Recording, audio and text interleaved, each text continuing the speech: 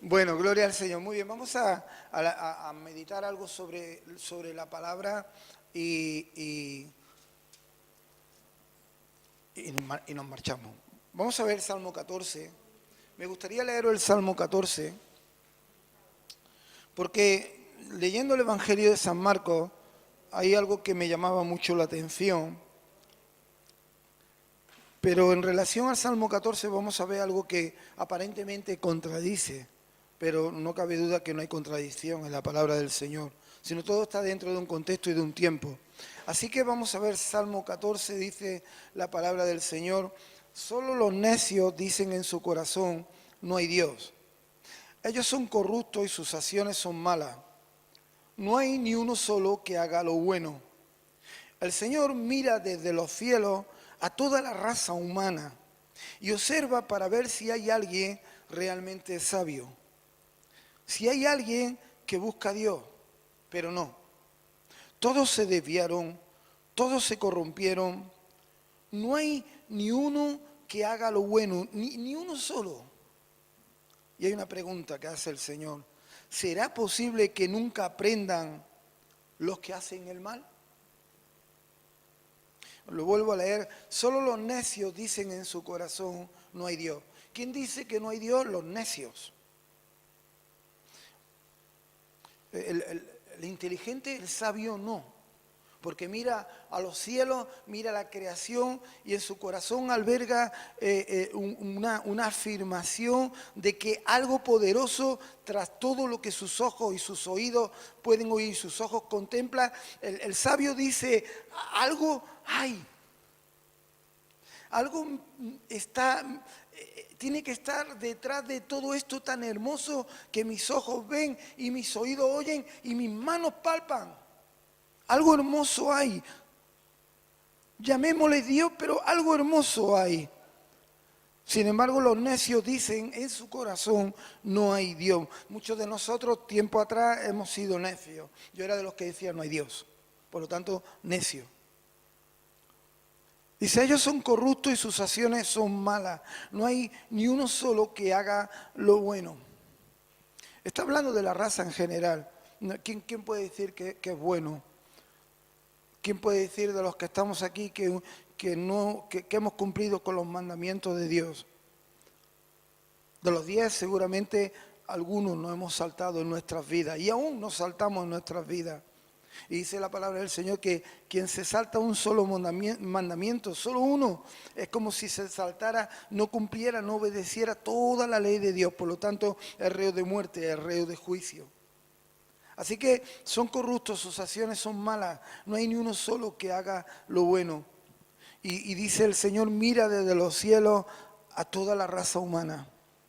Fijaros qué hermosa frase, qué hermosa oración. El Señor desde el cielo está mirando, podemos hacer un símil, Él sentado en el trono, quizás de pie y mirando hacia esta tierra, contemplando esta tierra y Él diciendo en su corazón, para observando a ver si alguien, aunque fuera una sola persona, lo buscara realmente con sinceridad y de corazón a Él. El Señor mira desde los cielos a toda la raza humana. Observa para ver si hay alguien realmente sabio, si hay alguien que busca a Dios. ¿Quién busca a Dios? Los sabios. Pero dice la palabra, pero no lo encontró. No encontró ni a uno solo que buscara su presencia, ni a uno solo que levantara sus ojos al cielo y dijera, oh Señor. Ni uno solo. Todos se desviaron, todos se corrompieron y no hay ni uno que haga lo bueno, ni uno solo. Ese fue nuestro juicio, ese es nuestro juicio, porque no hay ni uno que hagamos lo bueno. Necesitábamos a alguien que hiciera lo bueno por nosotros. Y en este caso fue el Señor Jesús. Él vino a cumplir con aquello que ni tú ni yo hemos podido cumplir. En Él se cumplió toda la ley de Dios. Él vivió letra por letra la ley del Señor, por ti y por mí. Es por eso que tú y yo podemos hoy ser salvos. Es por eso que tú y yo podemos ir al cielo. Tenemos la eternidad asegurada. Por cuanto Él vivió lo que ni tú ni yo podemos vivir. Y eso tenemos que tenerlo muy clarito, hermano. Si en algún momento en tu corazón alberga cierta afirmación de que tú eres bueno, hermano, estás haciendo nula lo que hizo Jesús en la cruz. De alguna manera estás diciendo, Señor, soy bueno, no te necesito. Y no es así, hermano. No somos buenos. La palabra de Dios lo dice. De lo contrario, llamaríamos a Dios mentiroso. Y la palabra de Dios dice que todo hombre sea mentiroso, pero Dios sea veraz. Todo hombre es mentiroso. Así que seguimos leyendo, dice, si alguien busca a Dios, pero no, todo se dio. ¿Será posible, hay una pregunta, que nunca aprendan los que hacen el mal? Creemos honestamente que el mundo ha aprendido las lecciones de la historia, ¿verdad que no? No hemos aprendido nada. No hemos aprendido absolutamente nada. Pero ahora yo me voy a Marcos y me encuentro una historia muy hermosa, ya Jesús caminando entre nosotros en esta tierra, y algo que me provocó la atención, porque por un lado encontramos que nadie busca a Dios, Dios contemplando de los cielos, y nadie lo busca a Él. Sin embargo, en Marcos capítulo 1, versículo 35, empezamos a leer esto. A la mañana siguiente, antes del amanecer, Jesús se levantó y fue a un lugar aislado para orar. Si algo que tenía Jesús, yo quiero pararme aquí porque es bueno que... Dice que antes del amanecer Jesús se levantó. Jesús era alguien que madrugaba, era tempranero. Era un hombre que tenía la costumbre de permanecer en cama. Ahora, estamos viendo, ya aquí Jesús no trabajaba en la carpintería de su papá, José. Aquí Jesús ya había comenzado su ministerio. Imaginaros, diríamos que él no tenía ninguna obligación en cuanto a horario, en cuanto a una disciplina de horario, porque se debía a una labor natural como tú y yo. Pero sí él se debía a una labor y a un trabajo que no tenía nada que ver con lo natural, que tenía que ver con lo espiritual, con lo sobrenatural. Él se debía a su papá. Y él decía que mientras el día duraba, él trabajaba. Él era trabajador. En el reino de los cielos, él era trabajador. Era tan trabajador que el día era poco para él. El día era, las horas pasaban demasiado rápido y no le permitía hacer todo aquello cuanto hubiese querido hacer. Necesitaba tiempo. Por eso él era de levantarse de mañana temprano. Y no se levantaba con el propósito de tomar solo un café. Él se levantaba primero con un pensamiento, y el pensamiento era estar delante de su Padre. El pensamiento era pasar tiempo antes de que el día empezara, antes de que el sol amaneciera, antes de empezar a hacer la obra de Dios, antes de empezar a trabajar, antes de empezar a elaborar las cuestiones del reino. Su intención primordial y principal era recibir la atención de su papá. Porque él era consciente que sin la bendición del Padre no podía hacer absolutamente nada. Él no podía hacer nada. A mí me gusta mucho cuando él dice, lo que yo hablo no lo hablo por mi propia cuenta, sino lo que oigo al Padre hablar, eso hablo. Él decía, lo que yo hago no lo hago por mi propia cuenta, sino lo que veo al Padre hacer, eso hago. Por lo tanto, para ver y oír al Padre, tenía que pasar tiempo con su Padre. Así que cuando vemos a Jesús, Él podía decir abiertamente, quien me ha visto a mí, ha visto al Padre. Porque yo estoy en el Padre y el Padre está en mí. Había tal comunión entre los dos, entre Padre e Hijo, que era imposible que hubiese desunión. Eran uno solo. Pero todo era, hermanos, porque Jesús, no estamos hablando del Jesús que estaba en el cielo, estamos hablando del Jesús que está en esta tierra, que se hace un hombre como tú y como yo. Pero su forma de vivir era una manera de vivir extraordinaria. Porque él había entendido que para hacer la obra de su Padre en esta tierra, para extender el reino de los cielos y poder derribar las fortalezas del diablo, él necesitaba pasar tiempo con su Padre. Él necesitaba pasar tiempo con su papá.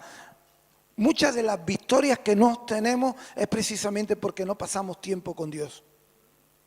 Muchos de los problemas que tenemos es porque no pasamos tiempo con Dios. Muchos problemas que tenemos de carácter y no cambia nuestro carácter y no cambia nuestra forma de ser y tenemos nuestros pensamientos todavía muy naturales, muy de este mundo, es porque no pasamos tiempo en la presencia de Dios. Por eso podemos ver a un Jesús que cuando le daban un golpe en esta mejilla, él ponía la otra. Porque en él habitaba el corazón y el testimonio del amor y de la paz de Dios, de su papá. Por eso podemos ver a Jesús que nos enseña palabras como, si viene alguien y te dice, mira, llévame esta maleta 1 kilómetro, aunque sea tu enemigo, aunque sea aquella persona que no te gusta, dice el Señor, no vayas 1 kilómetro con él, ve 2. ¿Cómo podía hablar Jesús y podía demandarnos esas cosas? Porque ese era el corazón de Dios. Y él conocía el corazón de su Padre, porque pasaba tiempo con él. Las victorias que podamos obtener en nuestras vidas tienen que ver mucho con nuestra relación con Jesús. Con nuestro día a día. Si yo pregunto cuál es tu prioridad nada más levantarte por la mañana, evidentemente lavarte los dientes, lavarte la cara, asearte un poco. Pero por norma general nuestra prioridad son nuestros quehaceres. Sin embargo, él se esforzaba en levantarse bien temprano de mañana para buscar a su papá, a solas, sin ningún tipo de tropiezo. ¿Cuántos de nosotros nos ponemos a leer la Escritura, ponemos aquí el móvil y pregunto, ¿por qué ponemos ahí el móvil? ¿O estamos con papá o estamos con el mundo? ¿O estamos con papá o estamos con las cosas naturales? Pero nos levantamos, nos ponemos a leer la Biblia y tenemos aquí el móvil. En cuanto alguien nos llama, lo primero que hacemos es cogemos el móvil. Se nos olvidó de la comunión con papá. Pero aún no teniendo esa comunión que es tan necesaria, aún estamos a veces en la iglesia, que es el poco tiempo que le podemos dar a veces a Dios de comunión, y estamos aquí y estamos aún con el móvil. Si Dios tiene que decirte algo, tiene que decirme algo, tiene que pedirte primero permiso. Y pregunto, ¿es Dios o no es Dios? ¿Es Señor o no es Señor?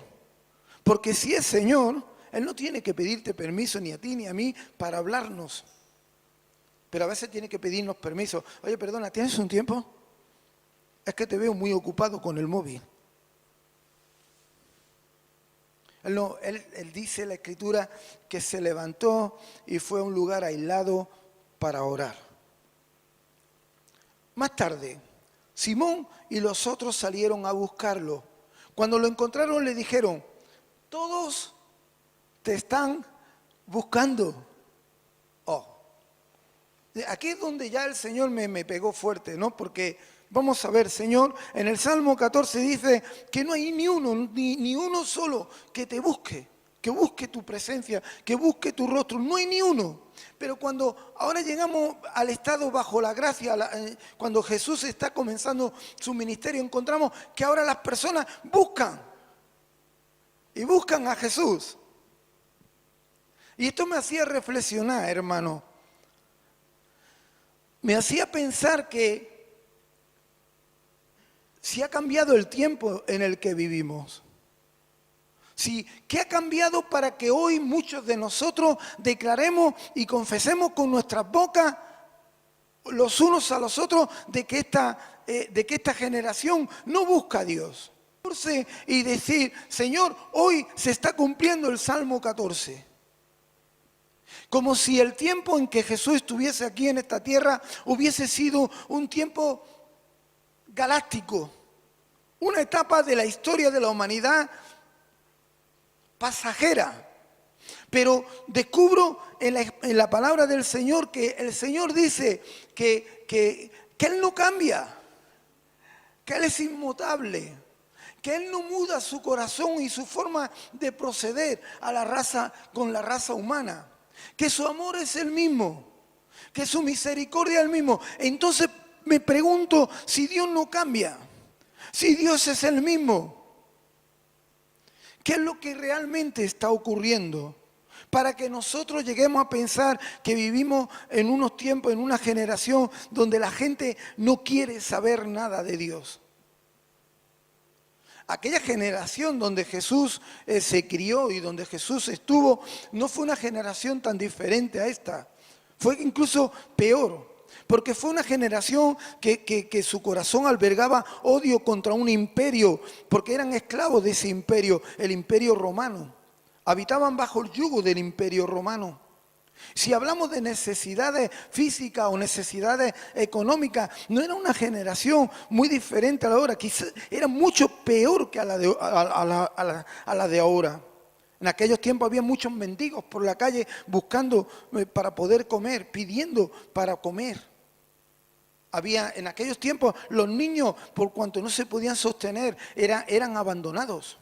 Las mujeres no tenían ningún valor.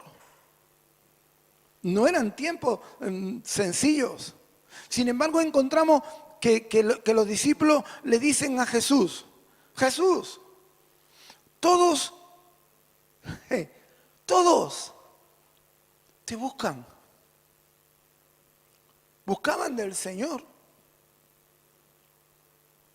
Hoy tenemos una generación quizás más placentera en muchos sentidos, pero con los mismos problemas en el corazón, con las mismas necesidades en los corazones, porque el hombre no ha cambiado su necesidad del corazón. Hoy podemos tenerlo todo y no tener nada. Hoy tu hogar está plenamente satisfecho porque tu economía medio está bien, vives bajo un techo, tienes luz, tienes agua, tienes vestido, tienes comida, tienes bebida. Sin embargo, no hay satisfacción en tu vida. No tienes satisfacción. No encuentras un motivo por el cual alegrar tu corazón. Y lo tienes todo. Entonces, de alguna manera, el corazón del hombre no ha cambiado. Y esta criatura, dice la palabra de Dios, que todos te están buscando. Y esto, hermanos, me chocaba. ¿Por qué buscaban a Jesús? Si leemos el pasaje anterior, dice esto la Escritura.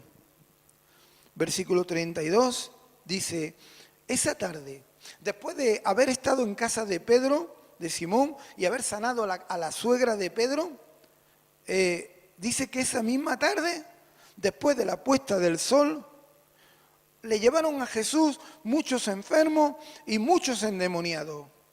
Y el pueblo entero se juntó en la puerta para mirar. Entonces Jesús hizo algo. Esta es la cuestión. ¿Qué hace hoy Jesús?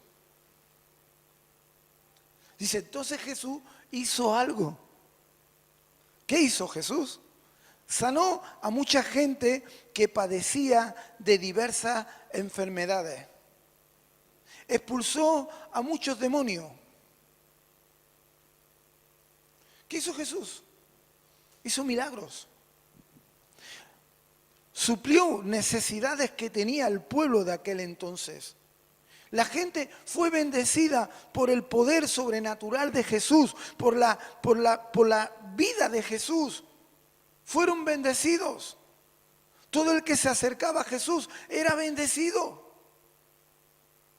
La gente no tenía, todo lo contrario, la gente no se pensaba en ningún momento llevar a sus enfermos y a sus necesitados a Jesús.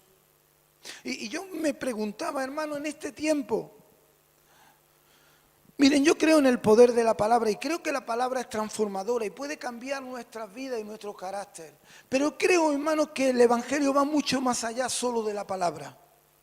El Evangelio es poder de Dios.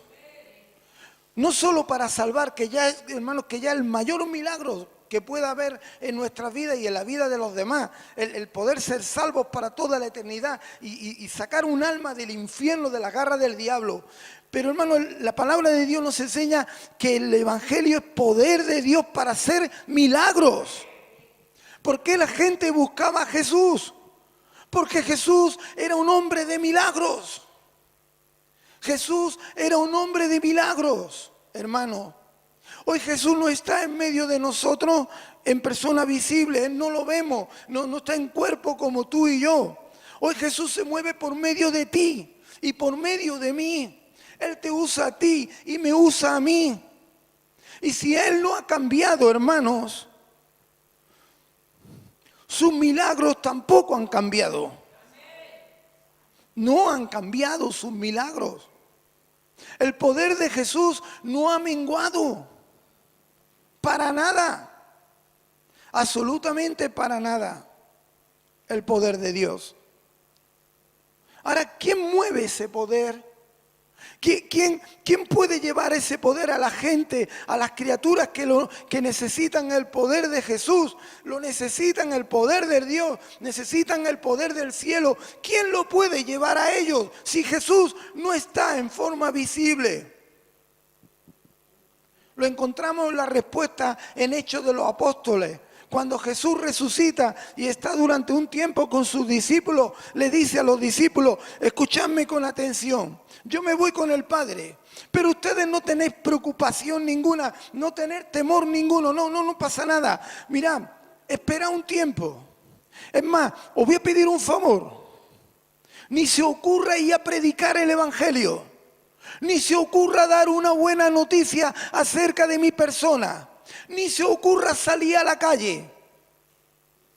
¿Por qué? Porque no estáis preparados para hacerlo. Pero Señor, si hemos estado contigo en un seminario intensivo 3 años, día y noche, escuchando tus enseñanzas, escuchando tu palabra, escuchando, Señor,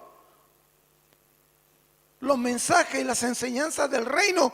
¿Cómo no estamos preparados? Es más, hemos ido contigo y hemos hecho cosas contigo maravillosas. ¿Cómo que no estamos preparados? No estáis preparados para mostrar al mundo todavía mi poder. Entonces, ¿cuándo podremos salir a la calle a predicar, a anunciar la buena noticia, a echar fuera demonios, a libertar a los que están cautivos por el demonio, por Satanás, a sanar a los enfermos, a resucitar a los muertos? Señor, porque nosotros queremos hacer lo que tú has hecho. ¿Cuándo? Le dijo el Señor, esperar aquí. Cuando venga el Espíritu Santo sobre vosotros y venga vuestra vida, entonces seréis llenos del poder del cielo y entonces seréis mis testigos y daréis testimonio de mi poder, de mi autoridad, de mi señorío, de mis milagros, de lo sobrenatural. Cuando venga el Espíritu Santo, entonces podréis salir. Mientras no. Miren, quiero ser honesto. Cuando uno ve cosas de los países hispanos, de los países latinos, vemos milagros, vemos cosas maravillosas y decimos, Señor, ¿y aquí? ¿Para cuándo? Pero si uno indaga, hermano, ve unas cosas que uno dice, Señor, no me extraña que tú bendigas tanto, porque ¿cómo buscan tu rostro? ¿Cómo alaban tu nombre? ¿Cómo se sacrifican por las cosas de tu reino? ¿Cómo predican el Evangelio? ¿Cómo oran? Y yo pregunto, ¿qué son? ¿Mejores? ¿Son una raza diferente? ¿O posiblemente han creído todo cuanto Jesús dice? ¿Buscan a Dios de temprano? ¿Buscan al Espíritu Santo? Porque entienden que sin el Espíritu Santo es imposible hacer la obra de Dios. Miren, voy a leerle un texto.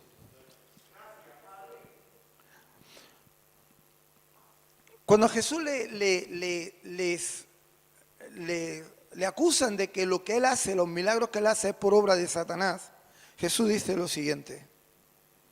Jesús lo llamó para que se acercara y respondió con una ilustración.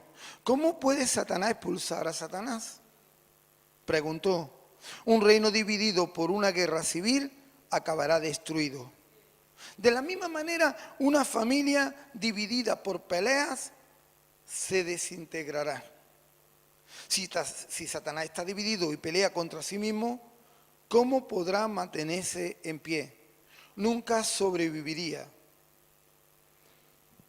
Habla acerca de una división, y no una división sino, ¿cómo Satanás va a hacer esto si estuviese, cómo Satanás va a hacer milagros?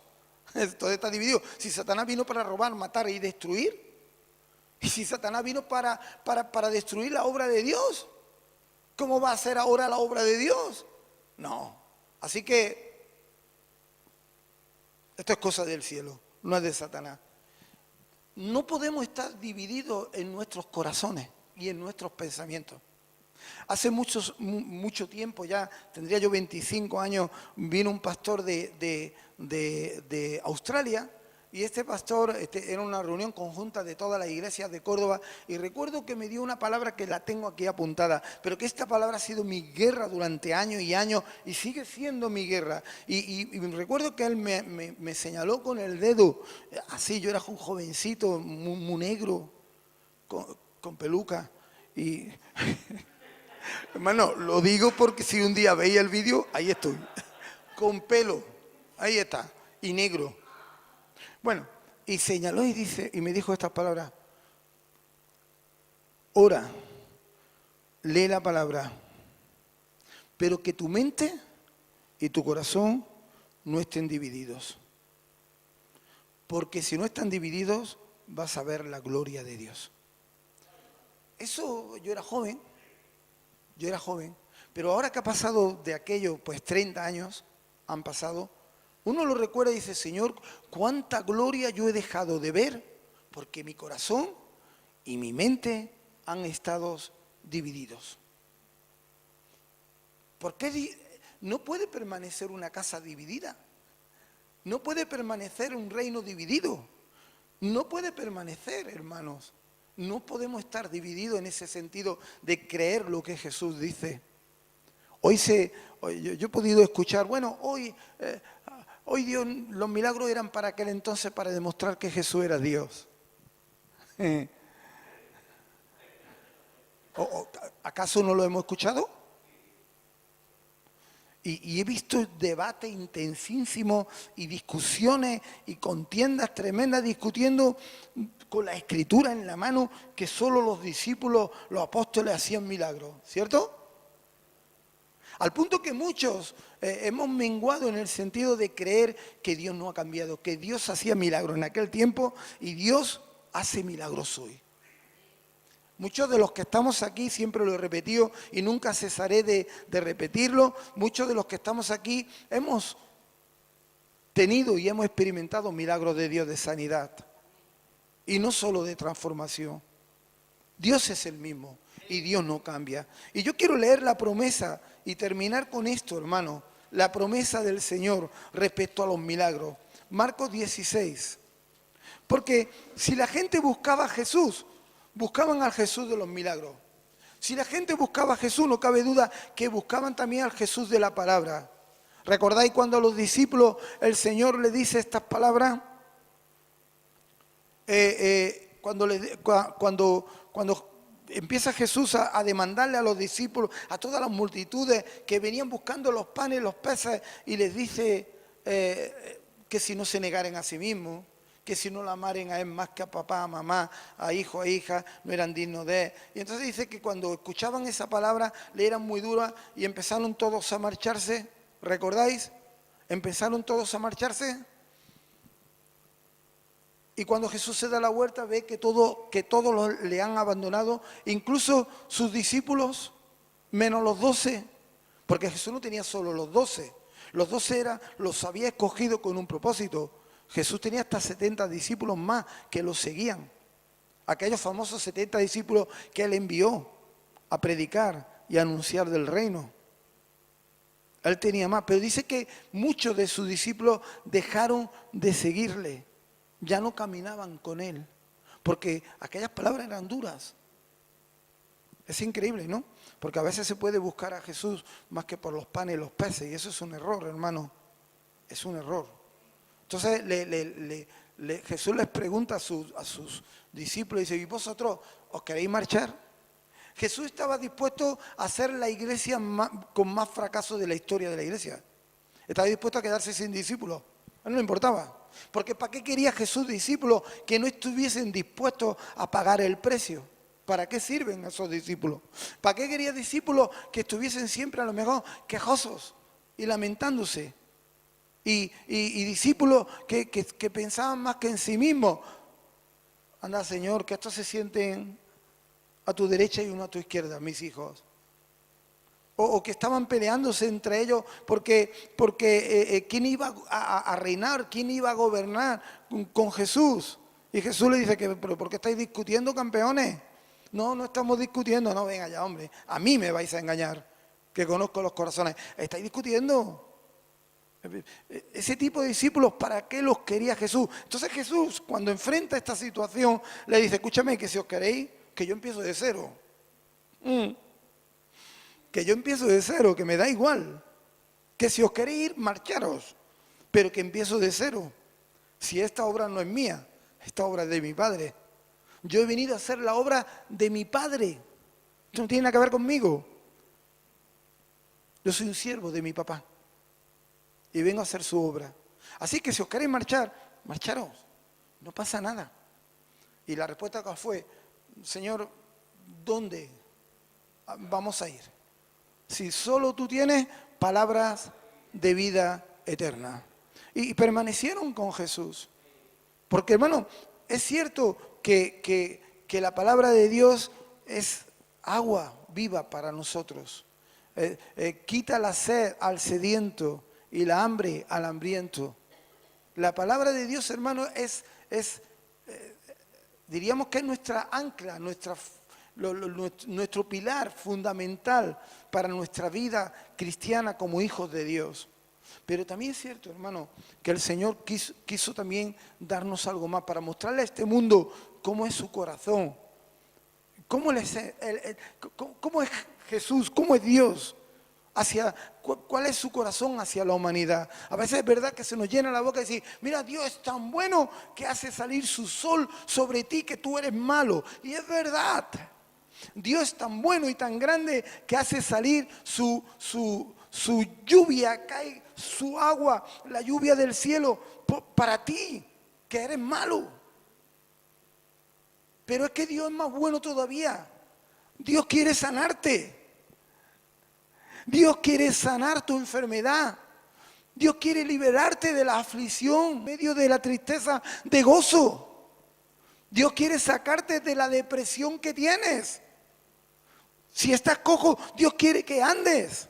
Si estás ciego, Dios quiere que veas. Si estás sordo, Dios quiere que oigas.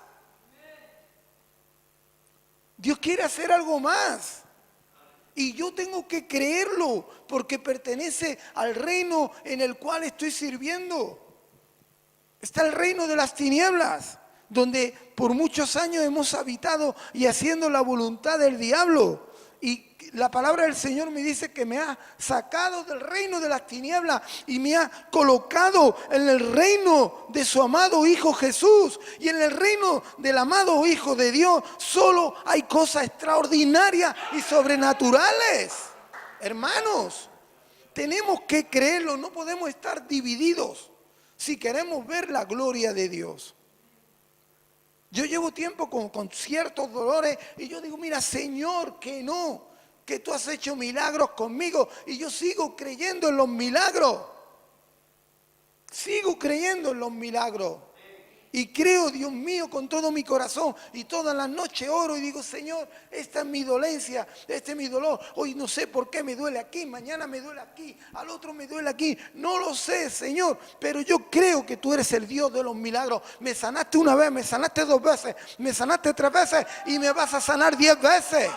¿Por qué? No me vas a sanar.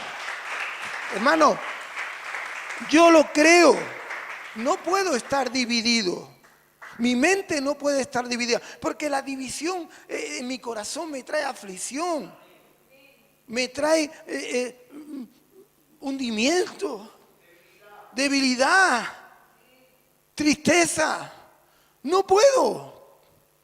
Miedo, temores. No los quiero.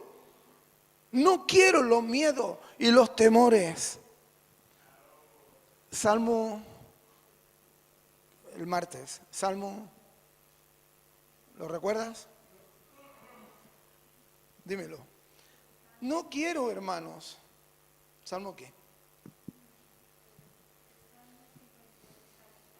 Salmo 56.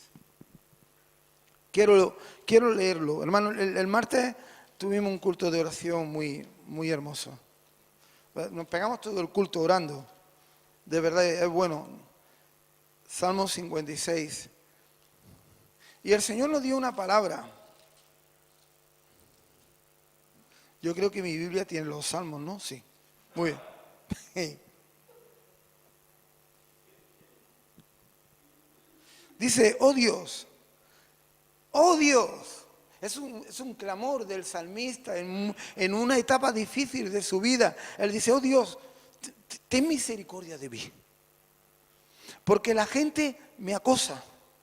Mis enemigos me atacan todo el día. Los que me calumnian no dejan de acosarme. Y muchos me atacan descaradamente. Pero cuando tenga miedo,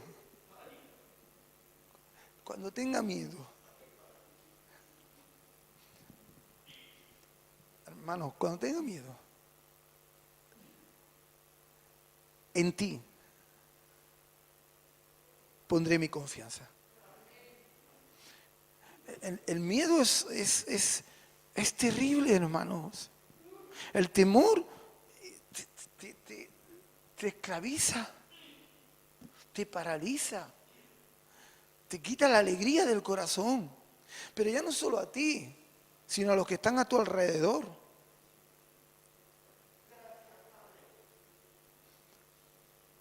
Alabo a Dios por lo que ha prometido. En Dios confío. ¿Por qué habría de tener miedo? Miren qué pregunta. ¿Por qué habría de tener miedo? ¿Por qué? Porque Dios me ha prometido cosas. Y si Dios es Dios, y si Dios es Señor, y si Dios es soberano, y si Dios no cambia, Él cumple. Cumple. Entonces, ¿por qué de tener miedo? ¿Por qué de estar con la angustia? ¿Por qué la ansiedad me ha de devorar? ¿Por qué está mi respirar? Que puedo respirar, que me ahogo. ¿Por qué? El miedo es bueno porque nos hace descubrir lo que necesitamos del Señor. El miedo es bueno porque es lo que nos lleva a los pies de Jesús. El miedo es bueno porque descubrimos el poder soberano de Dios.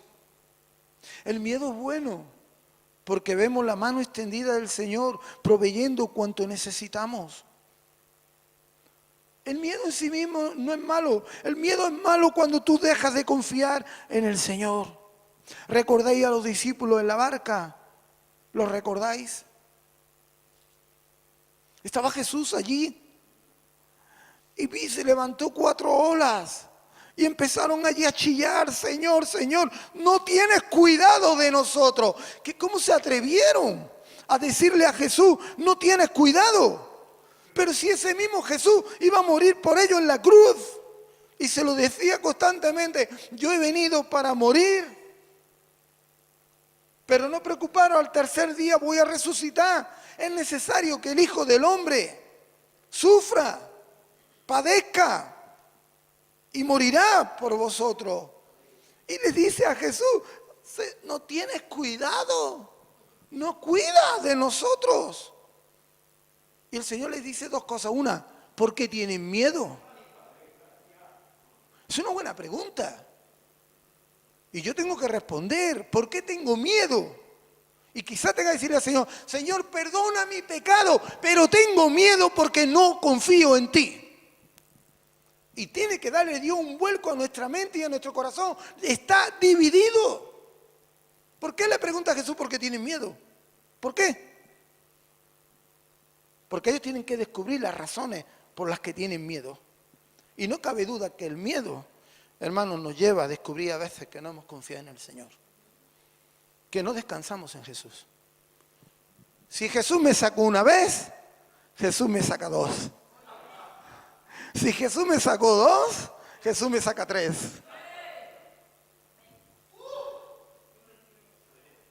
¿Te acuerdas cuando comiste pan y peces por primera vez? Del milagro de Dios. ¿Por qué no va a hacer el mismo milagro otra vez? ¿Cuál es la razón? Si Él lo hizo, lo volverá a hacer. Y quiero terminar, hermano. Quiero terminar con esta promesa. Esta es la vida de la iglesia del Señor. Esta es la vida del pueblo de Dios. Y esta es la razón por la que las personas van a buscar a Dios. Esta es la razón por las que este mundo va a decir, yo voy porque allí ocurren cosas. Yo quiero de Dios porque ocurren cosas. Dice esto. Entonces le dijo, antes de marcharse, Jesús le dijo, vayan por todo el mundo, prediquen la buena noticia a todos. Prediquen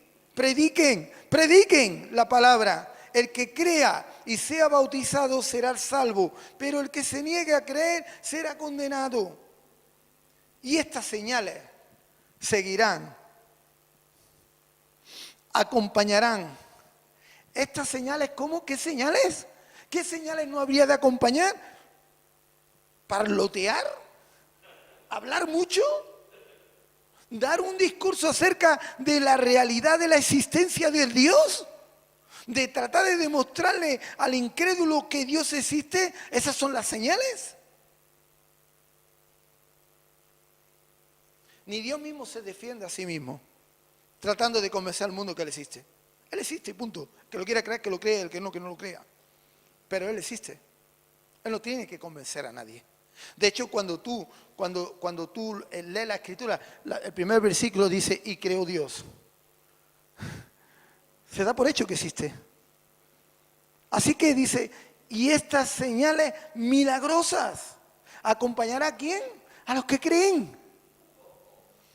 Deben acompañarnos señales milagrosas. Hermano, en este tiempo es necesario, en este tiempo donde el hombre se ha olvidado de Dios, donde el hombre no busca a Dios, donde el hombre le ha dado la espalda a Dios, este tiempo es necesario que los milagros, que las señales ocurran. Esto no fue para aquel tiempo. El Señor le dejó esa promesa, ese regalito a su iglesia. No de aquel presente, sino del futuro que habría de venir. Y tenemos que creerlo. Tengo que creer que estas señales van a seguir y van a estar conmigo. Tengo que creerlo. Tengo que creerlo. El que crea estas señales milagrosas acompañarán a los que creen. Expulsarán demonios en mi nombre. Es que hoy ya no creemos ni en los demonios. Es que hoy vemos a una persona mentalmente rara y bueno, tiene esto, tiene lo otro. Hoy ya no vemos demonios porque no creemos en ellos. Díganmelo. ¿Por qué hoy no vemos demonios? Es más, cuando alguien se revela algo extraordinario fuera de lo normal en su vida y lo vemos, le echamos el brazo encima y tratamos de calmarlo. No discernimos si puede ser un demonio. Y lo digo abiertamente, hermano, hoy no creemos los demonios. ¿Qué pasa? ¿Que Satanás ha dejado de existir? ¿Que el diablo ya está en su prisión y ya no hace nada? Hoy no creemos en los demonios. Por lo tanto, cuando vemos a una persona un poco extraña, le decimos, tómate un Orfidán.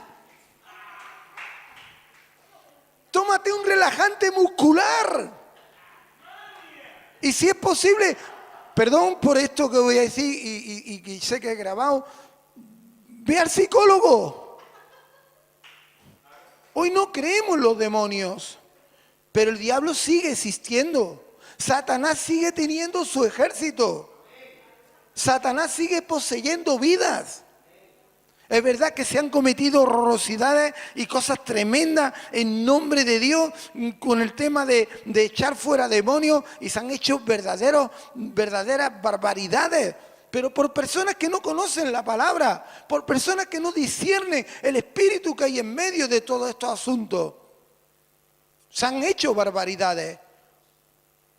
Incluso se han matado criaturas para expulsar un demonio. Locuras se han hecho. Y eso ha dado lugar que la iglesia tengamos miedo de anunciarlo. No, además, nos cuesta hasta decir, Satanás existe. Pues existe. Si no, el mal de este mundo, ¿de dónde viene? Él vino a robar, a matar, a destruir. Él está todavía peleando contra la iglesia del Señor y contra Dios mismo. Y sabe que ha sido vencido. Y sabe que va a ser condenado, pero Él no va a dejar de pelear. Él lo sabe, hermano. Y la palabra de Dios dice que el Señor nos ha dicho que expulsemos demonios. Y eso es algo que tiene que estar en nosotros. Y tenemos que creerlo. De lo contrario estaremos divididos. Y dice más, expulsarán demonios en mi nombre, hablarán nuevas lenguas. Hermano, anhela hablar en lenguas. Porque el que habla en lenguas no le habla a los hombres. El que habla en lenguas no le habla a la gente, ni a sí mismo. El que habla en lenguas, dice la palabra de Dios, que le habla a Dios. El que habla en lengua le habla a Dios. Y hoy, de verdad, hay un temor a las lenguas. Yo recuerdo cuando yo me convertí al Evangelio que mi pastor me llegó y me dijo, estas fueron las primeras cosas. Tienes que ser bautizado en el Espíritu Santo y hablar nuevas lenguas. Y allí que yo me ponía de rodillas, yo empezaba, oh, Señor, Señor, gloria, gloria. Y me decía mi pastor, tú alaba a Dios, tú alaba a Dios, tú alaba a Dios, tú alaba a Dios. Y yo alababa a Dios, yo alababa a Dios. Y cuando me di cuenta, estaba hablando en lengua. Y cuando me di cuenta, miren lo que le voy a decir, cuál fue mi experiencia. Yo para mí que estaba ascendiendo a los cielos. Yo no me sentía en la tierra, yo me sentía en el cielo. Y les puedo decir algo, en momentos muy terribles de angustia, de malestar, yo me pongo a orar en lenguas. Y hay una liberación, hay un gozo. Hay un fluir de la presencia de Dios que de otra manera no lo he experimentado. Por eso anhela ser lleno del Espíritu Santo y hablar en lengua. Si es algo que Dios te da, es un arma poderosa y eficaz para vencer y derribar fortalezas. Habla en lenguas. No te avergüences. Hoy en las iglesias hemos sacado las lenguas con el dichoso orden. Perdonen que lo diga. Pablo dijo, no impidáis el hablar en lengua. Había que hacer las cosas con orden, pero no impedir las lenguas. Y hoy casi nunca se habla en lenguas. Da temor hablar en lenguas. Hermanos, nos hemos vuelto tan ordenados que hemos dicho al don precioso de Dios, al regalo precioso de Dios que fortalece nuestro interior, que hace que ríos de agua viva fluyan. O cuando hemos hablado en lenguas no fluyen ríos de agua viva. Cuando fluyen ríos de agua viva, lo hemos apagado con el dichoso orden. Hermanos, cuando vino el día de Pentecostés todo el mundo decía, oye, esto está borracho. Deja que estén borrachos. Deja que estén borrachos. Y hoy se levanta, hermanos, perdonen, pero hoy se levanta una generación que no anhelan hablar en lengua, que no anhelan ser llenos del Espíritu Santo. Y sin la llenura del Espíritu Santo, déjame que te lo diga, no hay poder en tu vida. Déjame que te lo diga. La noticia más triste que yo he recibido en mi vida fue cuando yo le pregunté a una tía mía de Alemania que el evangelio estaba mucho más avanzado que aquí, hace ya muchos años. Yo le dije, cuando hablábamos de la iglesia, del Señor y del evangelio, yo le dije, ¿qué tal los evangélicos en Alemania, tita? Y ella me decía, los evangélicos como los católicos. Y yo hace 25 años jamás hubiese pensado que eso iba a suceder en España. Y hoy observo que las cosas extraordinarias, sobrenaturales que Dios nos ha dado, hoy se están apagando. Alguien me dijo, no se te ocurra poner iglesia evangélica pentecostal. Y yo dije, ¿por qué? Hermano, somos pentecostales. Porque entendemos que sin Pentecostés es imposible, hermano, extender con gloria y con poder el reino de Dios. Lo entendemos, lo creemos. Si no fuera así, Jesús le hubiese dicho a sus discípulos, yo me voy, venga, a predicar, campeones. Y no le dijo eso, os quedáis aquí y no prediquéis. Parece que estoy enojado, pero realmente me enojo, porque somos pentecostales. Y no nos debemos avergonzar. Es cierto que a veces puede haber desorden, es cierto que a veces puede haber jaleo.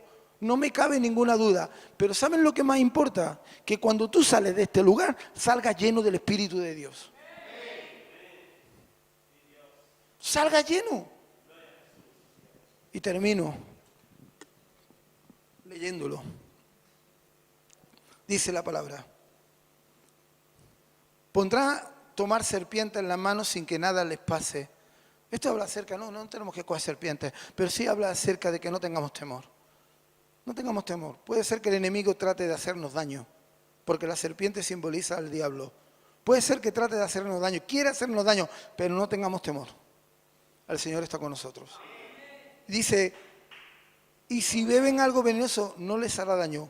Pero otra cosa más, pondrán sus manos sobre los enfermos y ellos, díganlo fuerte, y ellos sanarán.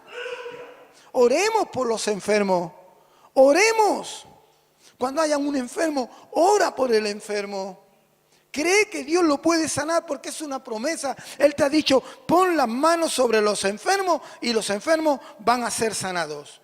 Ahora, si tú no pones las manos, no lo vas a saber nunca.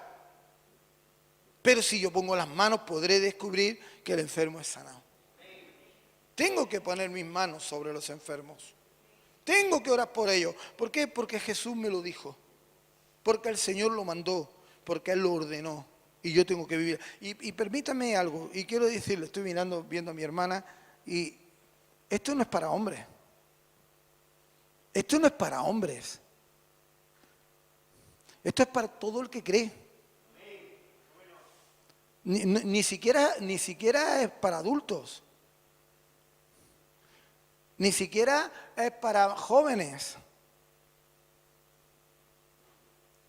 Es para todo el que cree. Esto no es para pastores, como algunos pretenden enseñar. Esto no es para ancianos. Esto no es para evangelistas. Esto no es para maestros. Esto no es para personas maduras. Un niño en su inmadurez, pero por su fe sencilla puede orar por ti y ser sanado. ¿Y quién soy yo para impedir eso? Oh, este niño no puede orar por un enfermo. Eso le dijeron a Jesús. Cuando caminaba por la tierra, recordáis, los niños lo alababan. Manda callar a estos muchachos, manda a callar a estos niños. Y el Señor le recuerda un salmo. De los que maman, fundaste la alabanza. Salían de su boca. Esto no es para ti, mujer. No es para mí, hombre. No es para ti, niño. No es para ti, anciano. No es para ti, joven. Es para aquellos que creen. Y ahí estamos incluidos la iglesia del Señor. Cuando el Señor Jesús terminó de hablar con ellos, fue levantado al cielo, se sentó en el lugar de honor a la derecha del Padre y los discípulos fueron por todas partes predicando. Y el Señor actuaba por medio de ellos, confirmando ese evangelio con señales y con milagros. Hermano, todos, Señor, te están buscando. ¿Por qué buscaban a Jesús? ¿Por qué buscaban a Jesús? Si tú quieres que la gente busque a Jesús, hermano, nuestro corazón no puede estar dividido. Tenemos que creer lo que dice la palabra del Señor y lo que Dios nos ha dicho que nosotros tenemos que hacer. ¿Amén? Muy bien, vamos a ponernos de pie, nos despedimos orando.